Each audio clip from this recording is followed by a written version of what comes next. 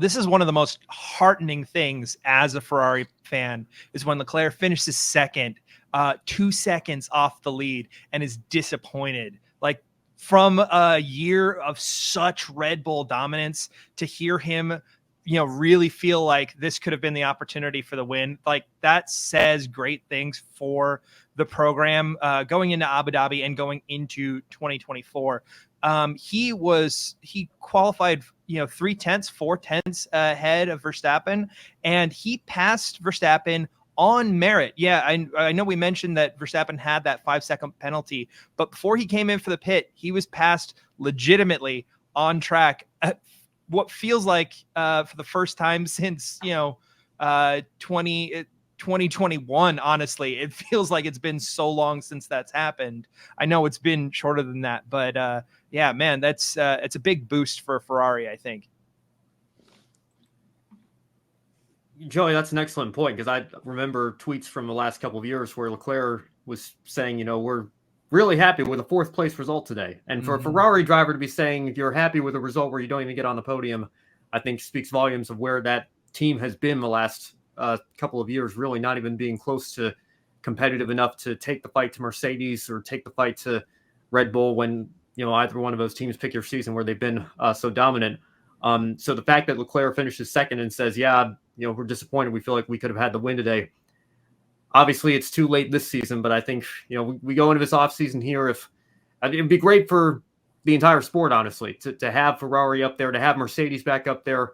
Maybe you can even get McLaren in on the action here, and we can actually have some parity and some fighting for these wins next season and have more races like this. I think that's going to be great for everybody involved in Formula One. So to answer the question, I think absolutely, without a doubt, Leclerc's best performance of the year so far. The question we got to ask ourselves, gentlemen, is how different would the narrative of this race have been if Leclerc didn't lock up and give up that position to Checo? Because yes, I get the argument, Joey, that maybe that gap could have been closed, but the track's starting to rubber in. We know how fast those Red Bulls are in clean air. And as much as it sucks for me to say this, and as much as Ben wants me to say this, I think no matter what, it was going to be very, very much in Verstappen's favor.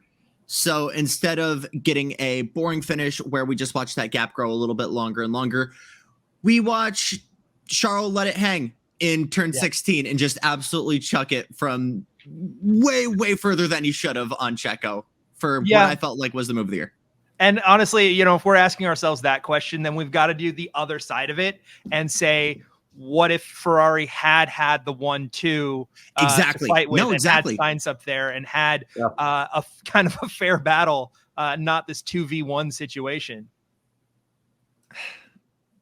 I genuinely hope that Ferrari and that whole team looks at that, because yes, it is a replacement battery, but I can't think of another kind of scenario where something as bizarre as that has caused a grid place penalty.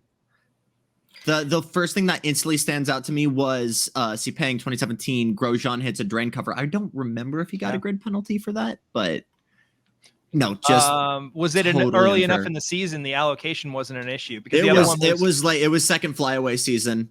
Yeah. I want to say it was right before the Americas, so because the one I keep looking back to is Baku 2019 when the Williams hit the drain cover. We've had a lot of cars hit drain covers. Yeah. And there was no grid penalty for that because, they were this was, 4th or 5th race of the season at the time. They had plenty of allocation left.